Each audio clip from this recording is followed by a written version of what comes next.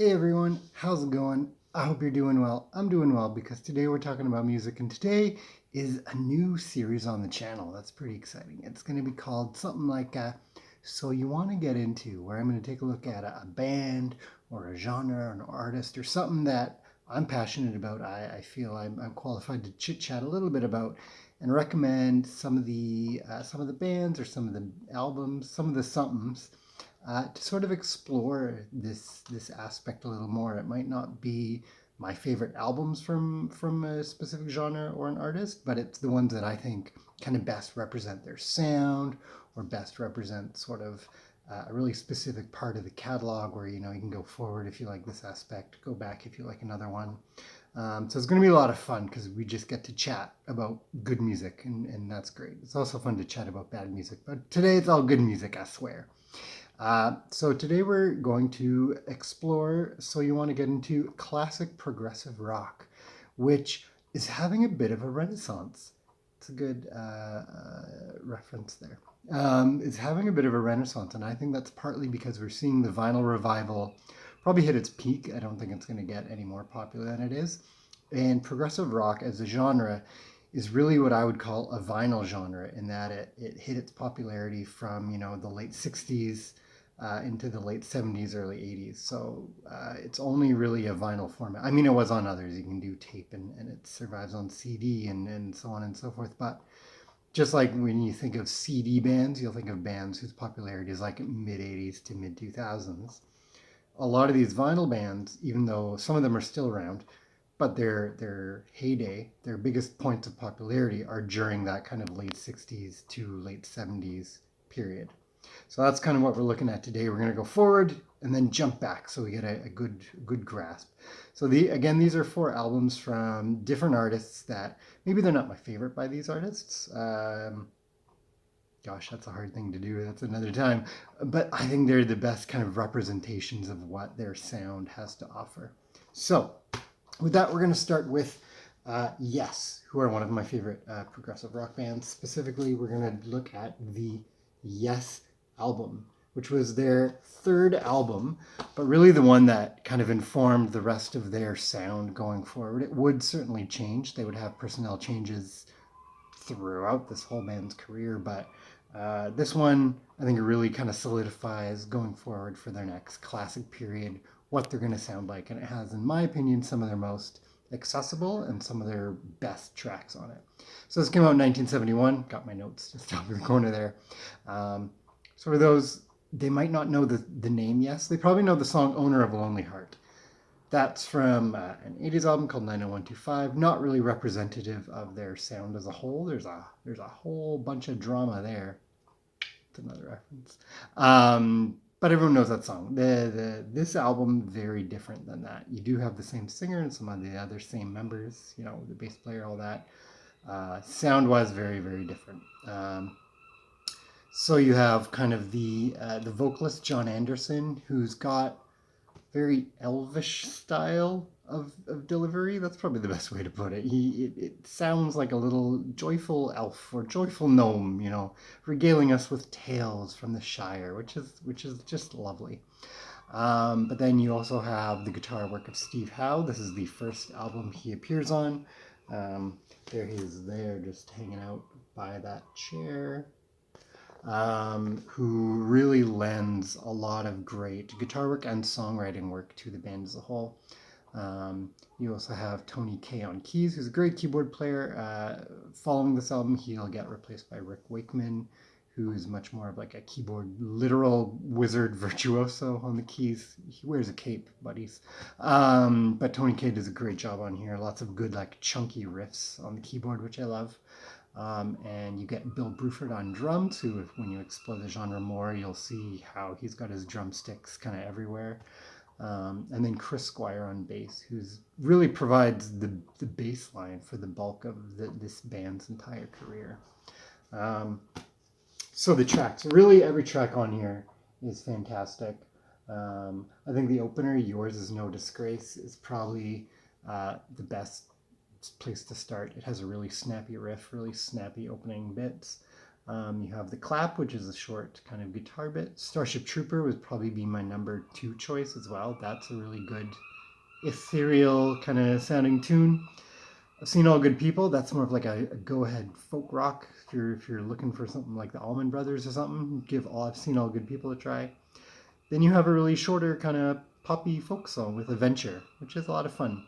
And then it ends with Perpetual Change, which would be my third choice from the album. That's just a really good, solid album.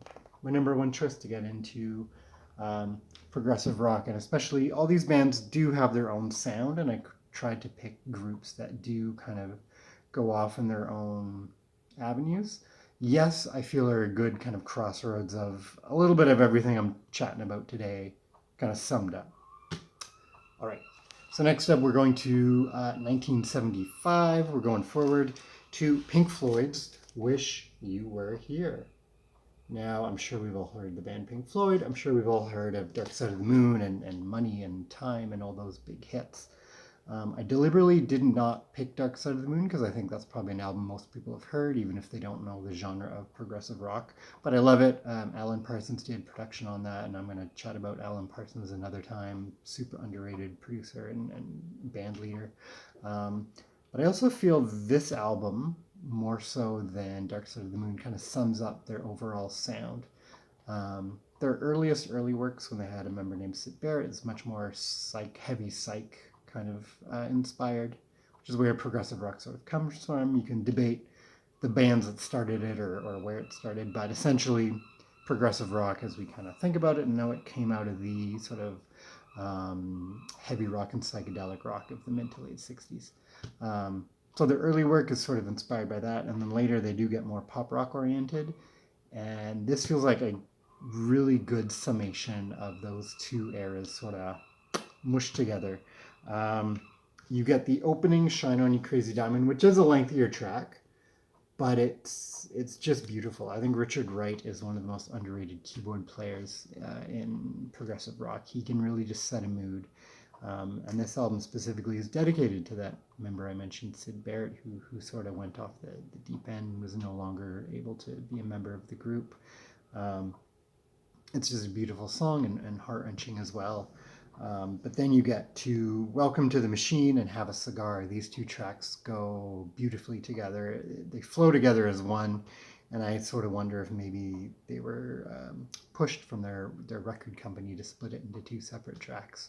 Regardless, on here you get that sort of more biting, sneering critique of capitalism that Roger Waters, who is one of the members of this group, sort of is known for with his vocal delivery. David Gilmour, who's a guitar player and also does vocals for the group, I generally prefer his work over Roger Waters, but I can't deny that those two songs are awesome. Then "Wish You Were Here." If you've ever been camping and you've ever had an acoustic guitar, you've heard "Wish You Were Here." That's a great ballad. And then it ends with "Shine On You Crazy Diamond" part 6 to 9, which kind of continues thematically. It's not just the same song, so a lot of people are like, well, why don't they just make it one long track? It's like, well, no, the album is meant to be sandwiched by that, and it's just a really great, complete package. So that's my number 2 choice, Pink Floyd's "Wish You Were Here" from 1975.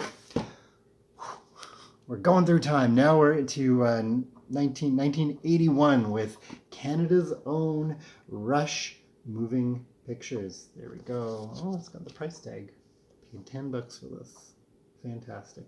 I'm assuming I paid $10. So I think if you're new to progressive rock, you've probably heard of Rush as well. And if you live in Canada because of things like CanCon, you've probably heard things like Tom Sawyer or Spirit of Radio or one of those hits on the radio as well. They're based out of Toronto, or they were based out of Toronto.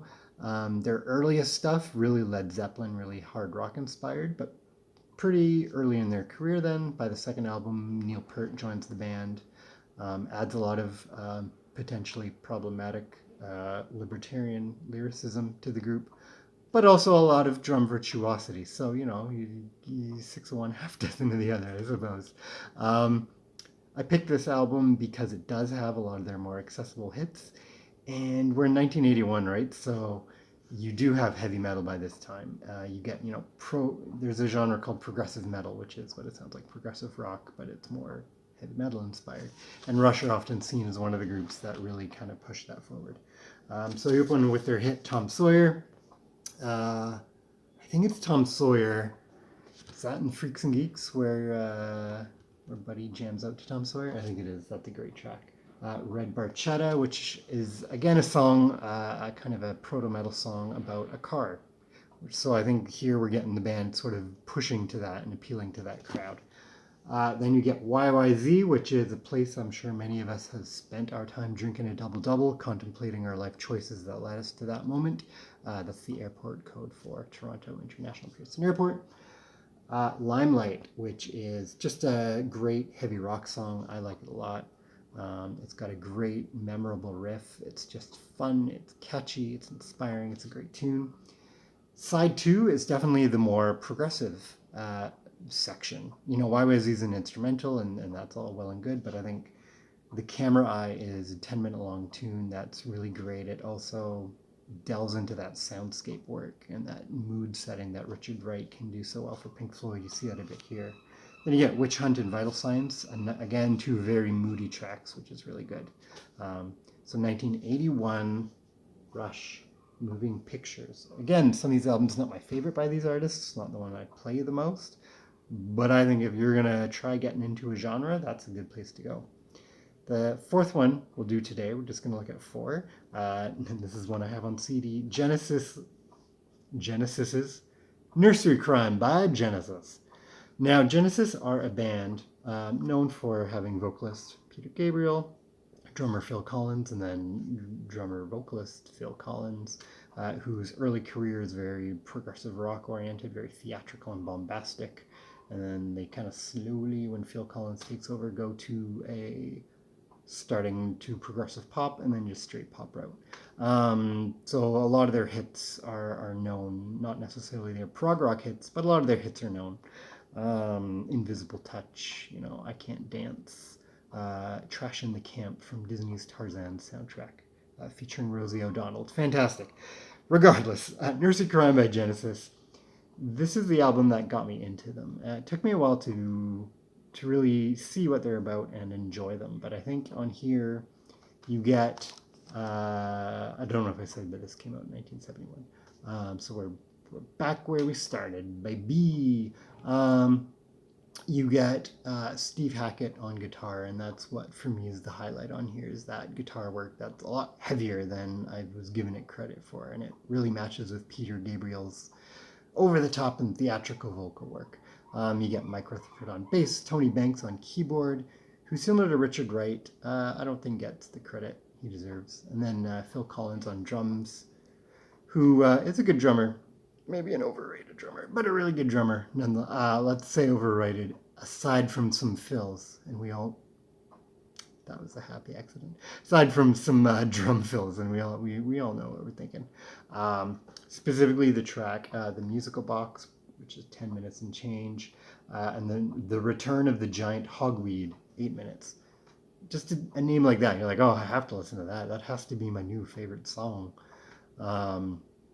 So Genesis, our band, took me a while to get into, but I'm happy I did, because now I'm more apt to explore the rest of their discography to see, what else I can pick from it that I'm enjoying. I mean, I've listened to a lot of it before. This might not necessarily even be my favorite album from the group. Top 3, certainly. Top 3. Maybe not my favorite, though. But there you have it. There's a 10-year period with 4 amazing progressive rock albums that I think are pretty accessible if you're looking to get into the genre. I think if you listen to these and there's nothing on here for you, there are some other groups which I'll chat about on a later date. There's some that are more heavy. There's some that are more jazz-inspired.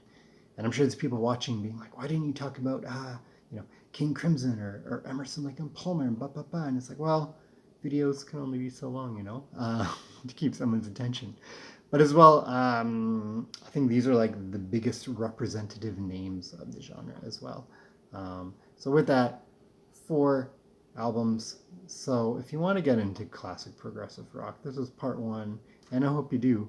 And if you have some other albums you'd recommend, put them down in the comments below. I'd love to read them and hear your reasoning as well. I think that'd be fun. Not just this album by this band, but here's why. This is the album that got me into the genre or made me fall in love with it or something like that. With that said, I hope you had a good day. I had a good day because we got to talk about some music. Have a great day.